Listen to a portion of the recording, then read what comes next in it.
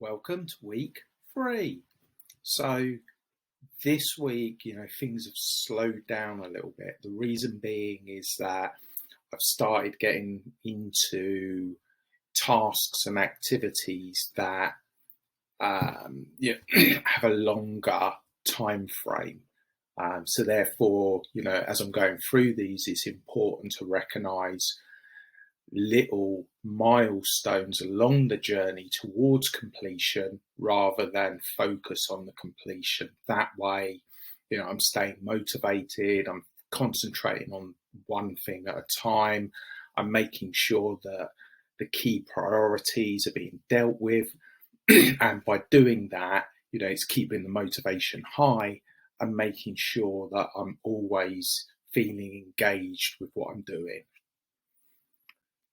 So if we look at what I've completed this week, I've put 4 gigs on Fiverr, and I'm appearing in a number of searches.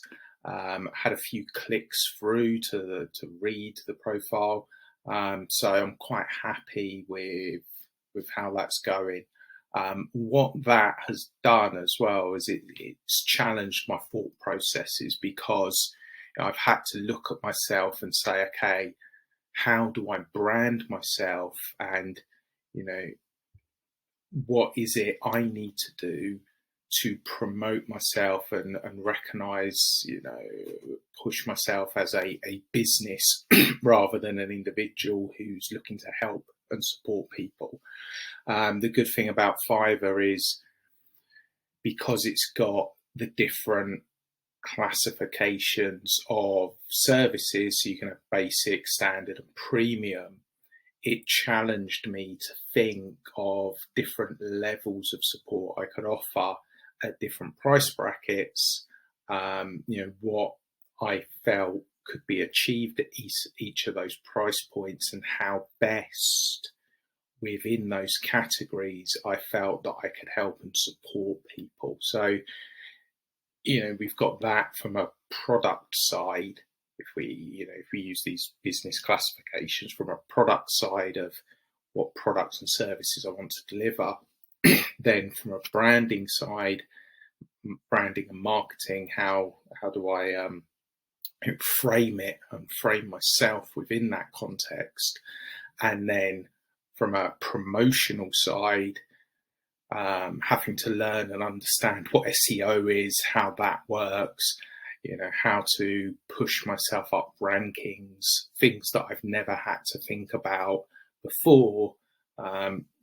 All these learnings, trial and error, understanding what I need to do, they all add into the experience. The second thing I've done is to create a 30-day challenge. We're getting towards the Q4 for the year. As we read every day, inflation is its all-time high, levels that have not been seen since the 80s, so before my working time. Businesses, there are very few people around who have sort of gone through those cycles and experienced high inflation outside of certain countries like Bolivia, Argentina, things like Zimbabwe in the past that have had hyperinflation. And what that means as we move towards 2023 is that individuals are going to be looking for significant salary increases to offset what inflation has done to cost of living, and created this net effect where everyone has become worse off. So within that 30-day challenge, the way that I've set it out is for people, as people go through to performance reviews at the end of the year, the focus, quite rightly, is going to be on about pushing that salary expectations up. And in order to do that, you can't just say, the job that I do, I've done well, therefore I should be paid. So for the 30-day guide and challenge, it's about how do you identify what your work is? How do you identify what going above and beyond that is?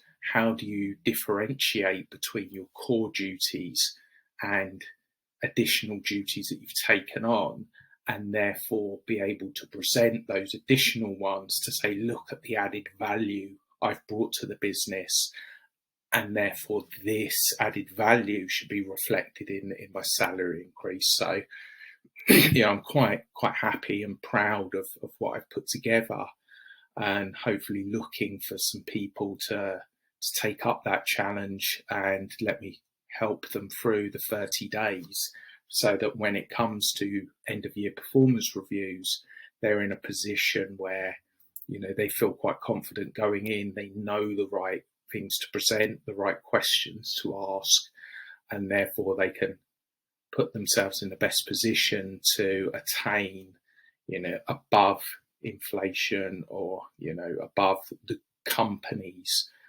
inflation increases in salaries. The third thing is obviously social media.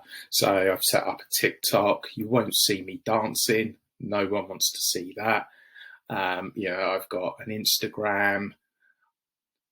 I've got some Facebook pages where I've set up groups ready for a launch of services, so that we can house people in Facebook. Personally, not a great fan of Facebook due to all the data problems being targeted and stuff, but from a usability perspective, most people have it, most people know how to use it. It's easy to put people into groups, and it's easy to monitor and make groups private. So as we go into week 4, the things that I'll be doing is I'm going to start recording the accompanying videos to the 30-day challenge. So the 30-day challenge is a booklet, templates, support packages, and what I want to be able to do then is put videos alongside that guide people about best practice, how to read, understand the models in there, what's the reasoning behind the model, what is the model there to do, and how it supports you. So my intention with all the courses won't just be to ask people to do things, it will be to teach people why they're doing things as well, because I don't want people to get to the end of a coaching session with me and not have tools and techniques that they can use in everyday scenarios, that they understand and that they can adapt for different scenarios that they're going through. So hopefully, the videos will provide that level of content and detail that gives people the support and encouragement they need. Then once all the videos are done, I need somewhere to house them. What does the course look like? What's the layout? Should I have my own website? Are there things such as ClickFunnels that can house it centrally? Would I need private pages on YouTube, link through? So it's all of those things that I need to think about, plan out, see what other people are doing, get advice from elsewhere about what does best practice look like and how do they service their clients. I then wrote, I'm then going to prepare a second book review. So I'm going to do Surrounded by Idiots. It's a book that I've been reading slowly over time. I've read it because I've done the Discovery Insights, so I know what colour I am. I've actually done it twice and I've been different colours each time.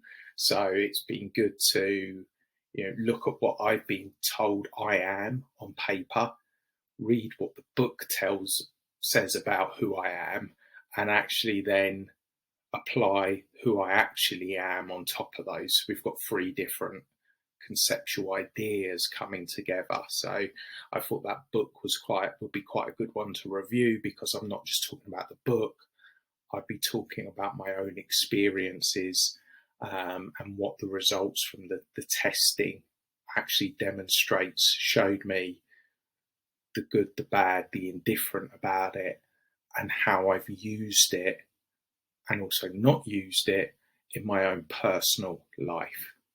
So again, thanks for watching.